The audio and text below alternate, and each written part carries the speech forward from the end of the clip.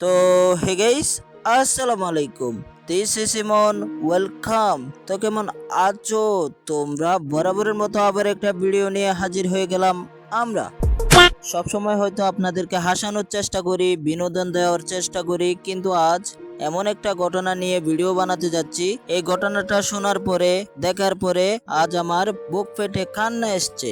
একজন content creator বা roaster হওয়ার আগে আমি একজন মানুষ, আর একজন মানুষ হিসাবে এই ঘটনাটা দেখার পর চুপ থাকতে পারলাম না। ইতিমধ্যে হয়তো আপনারা অনেকেই জানেন যে পপুলার মডেল হাই স্কুলের দ্বিতীয় শ্রেণীর ছাত্রী, ছোট্ট একটি শিশু রামিসা আক্তার, যার রোল ছিল এক বাবা যায় কতটা মেধাবী আর নিষ্পাপ একটি প্রাণ, আজ আমাদের মাঝে নেই। তাকে নির্মমভাবে পৈশাচিকভাবে হত্যা করা হয়েছে। যে বয়সে ওর পিঠে স্কুলের ব্যাগ থাকার কথা ছিল, মাঠে খেলাধুলা করে সুন্দর একটা সময় কাটানোর কথা ছিল, সেই বয়সে আজ ও কবরে শুয়ে আছে।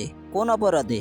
সমাজ কি এতটাই পচে গেছে যে আমাদের মা বোনেরা ঘরেও নিরাপদ না? রামেশা আমাদের মাঝে নেই, তবে প্রধানমন্ত্রী তারেক রহমানের উদ্দেশ্যে আমার এই ভিডিও, এই বার্তাটা কারো না কারো মাধ্যমে হয়তো পৌঁছাতে পারতো, তাই না? মনে করেন আমি সেই মাধ্যম। এই ভিডিওটা প্রধানমন্ত্রী দপ্তরে পৌঁছানোর জন্য, মাননীয় প্রধানমন্ত্রী আপনাকেই বলছি, আপনার ঘরেও একজন কন্যা সন্তান আছে, আপনিও একজন কন্যা সন্তানের বাবা। আপনি জানেন যে একজন কন্যা সন্তানের মায়া কত বড়, কতটুকু। আজকে রামেশার বাবা মায়ের কুল খালি হয়েছে, এবং কোন উপায়ে খালি হয়েছে সেটা ইতিমধ্যে আপনি ভালো করে জেনে গিয়েছেন। তবে কিছুদিন আগে একটা ভিডিওতে দেখলাম যে আপনি স্কুলের বাচ্চাদের সাথে ড্রয়িং করছেন। এজন্য আপনাকে জানাই মন থেকে স্যালুট যে আপনি বাচ্চাদের সাথে মিশছেন। বাংলাদেশের প্রধানমন্ত্রী, কিন্তু ওই শ্রেণীকক্ষেও তো রামেশা থাকতে পারতো, তাই না?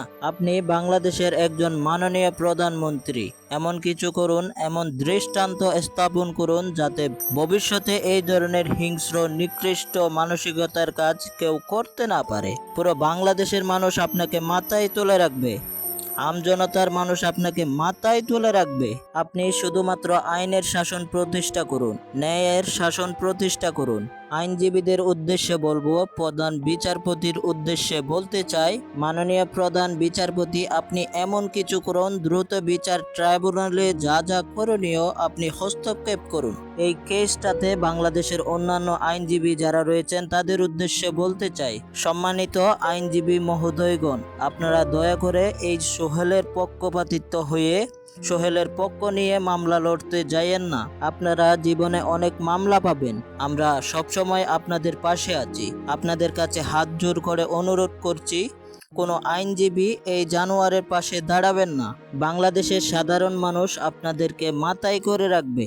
একটা দৃষ্টান্ত স্থাপন করুন মাননীয় প্রধানমন্ত্রী তারেক রহমান, একটা দৃষ্টান্ত স্থাপন করে দেখিয়ে দিন বাংলাদেশের আইনের শাসন রয়েছে, সুশাসনও রয়েছে। খুবই কষ্ট পেলাম আজকে একটা ভিডিওতে দেখলাম মিরপুর এলাকায় পুলিশকে জনগণ দাওয়া দিচ্ছে। ভিডিওতে দেখলাম মানুষ আইনের প্রতি আস্থা হারিয়ে ফেলছে দেখে এরকম ঘটনা ঘটছে। কেন এমনটা হবে? জনগণ কেন পুলিশকে দাওয়া দিবে? পুলিশ জনগণের সেবক, জনগণের বন্দুক, এটা কেন ভাবতে পারতেছে না? আমরা কোথায় দাঁড়িয়ে রয়েছি আর জনগণ কোথায় দাঁড়িয়ে রয়েছে? প্রত্যেকের হৃদয়ের ভিতরে একটাই কথা, যে সোহেল এখনো জীবিত কেন? এই কথাটা, সে জেলের ভাত খাবে কেন? সে আরাম করবে কেন? 3 বেলা খেতে পাবে কেন? এই প্রশ্নগুলা সারাটি দেশের জনগণের, আমজনতার। আজকে 2 দিন হতে যাচ্ছে রাইসার দাফন সম্পূর্ণ হয়েছে মুন্সিগঞ্জে। সোহেলও তো খবরে থাকার কথা এতক্ষণে। মাননীয় প্রধানমন্ত্রীর উদ্দেশ্যে একটাই বার্তা, মাননীয় প্রধানমন্ত্রী, আপনি জনগণের মাতা, দেশের মাতা, সর্বোচ্চ নেতা, সর্বোচ্চ শক্তিশালী। আপনি হস্তক্ষেপ করুন। আপনার ঘরে কন্যা সন্তান রয়েছে, বাংলাদেশের আনাচে কানাচে এরকম কচি কাঁচা মাসুম বাচ্চাগুলা, নিষ্পাপ বাচ্চাগুলা, তাদের এরকম নির্মম পরিণতি দেখতে হচ্ছে। আরো বিভিন্ন কিছু ঘটনা আমরা দেখি, যেমন চাচার হাতে বাতিজি শেষ হয়ে যাচ্ছে, কয়েকদিন আগের ঘটনা দেখলাম। আরো অসংখ্য ঘটনা রয়েছে। রাইসার যে ঘটনাটা কোনো মতেই কোনোভাবে মেনে নেওয়ার মতো না। ভিডিওটা নিশ্চয় আপনি দেখেছেন, মাথা কোথায়? বালতির মধ্যে।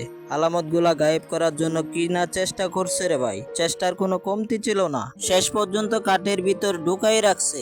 আইনের হাতে তুলে দিলে আইনের প্রতি শ্রদ্ধা রেখে আইনের গতিতে চলুক, কিন্তু আইনের গতিটা কচ্ছপের গতি থেকে আপনারা আরো প্লেনের গতিতে আসুক, রকেটের গতিতে আসুক, বুলেট ট্রেনের গতিতে আইন হোক। বিচার ব্যবস্থায় দীর্ঘসূত্রিতার কারণে মানুষ এরকম নোংরাজনক ঘটনা ঘটানোর দুঃসাহস দেখায়। আমি দুঃখিত, মানুষ বললাম এদের, এরা আসলে মানুষ না, অমানুষ, হিংস্র পশু। শরীরে প্রাণ থাকলে প্রাণী হওয়া যায়, কিন্তু মন না থাকলে মানুষ হওয়া যায় না। অনেক কঠোর কথা বলে ফেলেছি, ক্ষমা করবেন, ক্ষমা সুন্দর দৃষ্টিতে দেখবেন। শুধুমাত্র বিবেক বোধ থেকে এই কথাগুলা বললাম। মাননীয় প্রধানমন্ত্রী, প্রধান বিচারপতি, আইনজীবীগণ, আইনের অনেক ধারা রয়েছে, এগুলো আমরা বুঝি না। আমরা সাধারণ মানুষ হয়ে বলছি যে আপনারা এমন কিছু একটা করুন, দেশের জনগণকে দৃষ্টান্তমূলক কিছু দেখান, জনগণ আপনাদেরকে মাথায় করে রাখুক, এটাই আমরা চাই। সরকার এই ব্যাপারটা